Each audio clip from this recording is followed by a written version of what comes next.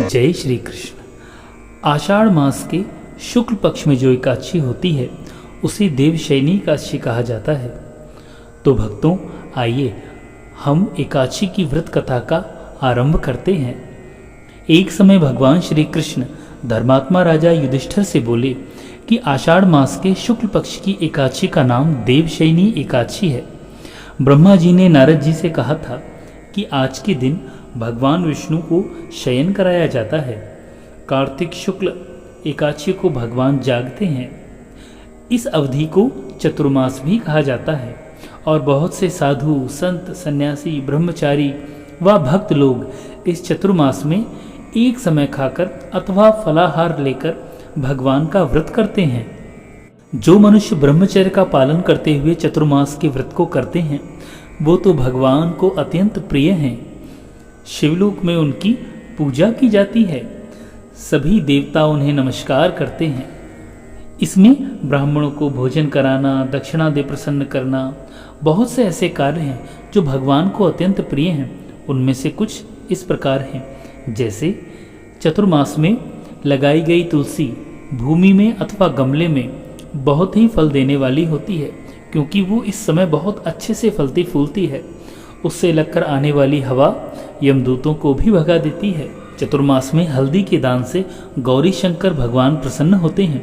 गरीबों को गोपी चंदन के दान से भी भगवान प्रसन्न होते हैं तथा चांदी के पात्र में रखकर हल्दी का दान देना वामन भगवान को प्रसन्न करता है।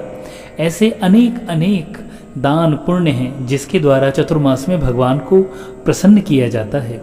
तो आइए अब हम एकादशी की कथा को आरंभ करते हैं। एक समय की बात है, सूर्यवंश में मानधाता राजा प्रसिद्ध सत्यवादी अयोध्यापुरी में राज करते थे। एक समय उनके राज्य में अकाल पड़ गया।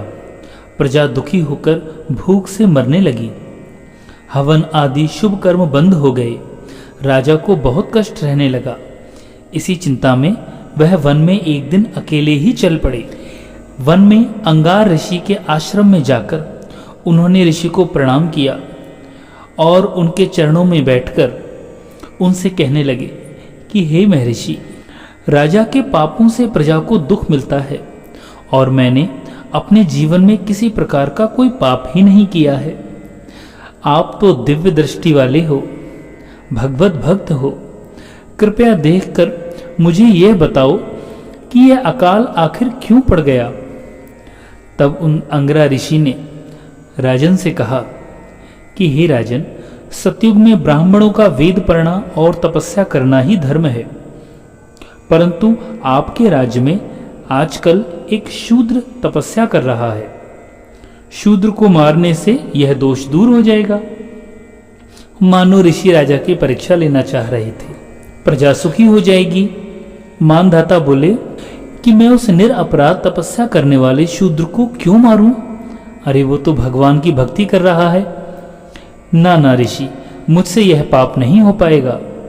आप इस कष्ट से छूटने का कोई और सरल रास्ता हो तो मुझे बताइए। ऋषि हंसने लगे और समझ गए कि राजन, आप भगवत भक्त हो। तो उन्होंने कहा कि एक सुगम उपाय मैं आपको बताता हूँ। भोग और मोक्ष देने वाली देवशयनी एकादशी, यह एक व्रत है। इस व्रत को करने से आप इस समस्या से बाहर निकल सकते हो। इसको आपको बहुत ध्यानपूर्वक और विधिपूर्वक करना होगा। इसके प्रभाव से चतुर्मास तक यानी 4 महीने तक आपके राज्य में वर्षा होती ही रहेगी। इस एकादशी का व्रत सिद्धियों को देने वाला और उपद्रवों को शांत करने वाला भी है। मुनि की शिक्षा से मानधाता बहुत प्रसन्न हुए और अपनी प्रजा में जाकर यह बात कही। राजमहल में जाकर सभी को इस व्रत के विषय में बताया और फिर इस भगवान के व्रत को, एकादशी के व्रत को बड़ी ही श्रद्धा और भाव से किया। इस व्रत के प्रभाव से वह राजा सभी कष्टों से छूट गया।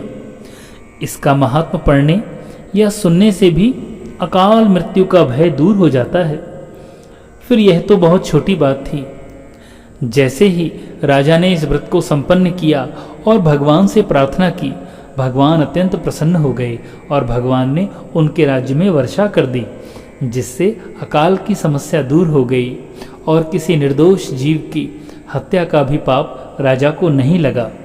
इस व्रत का महात्म्य यह है कि इस व्रत को करने से यमदूत कभी पास नहीं आते, भगवान में सदैव श्रद्धा बनी रहती है।